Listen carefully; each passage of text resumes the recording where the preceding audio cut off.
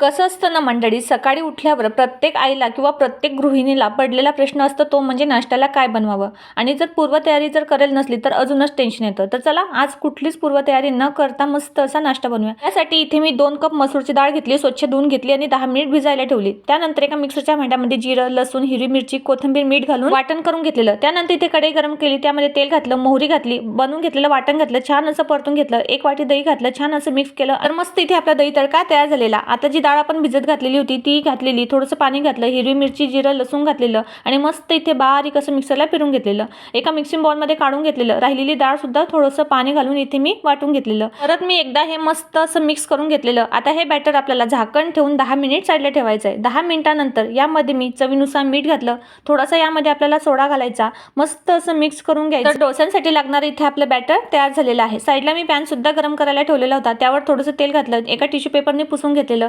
थोडंसं पाणी घातलं आणि याचं टेम्परेचर कमी करून घेतलेलं. आता या मध्यभागी जे बॅटर आपण बनवून घेतलेलं ते 1 ते 1.5 पळी तेल घातलं, हलक्या हाताने छान असं पसरून घेतलेलं. थोडंसं बॅटर सुकल्यानंतर त्यावर तेल लावलेलं, थोडीशी मिरची पावडर घातली, थोडासा कांदा यावर मी घातलेला, थोडासा कोथिंबीर घातला. तर मस्त इथे आपला क्रिस्पी डोसा तयार झालेला. रेसिपी आवडल्यास लाईक, शेअर, सबस्क्राईब करा.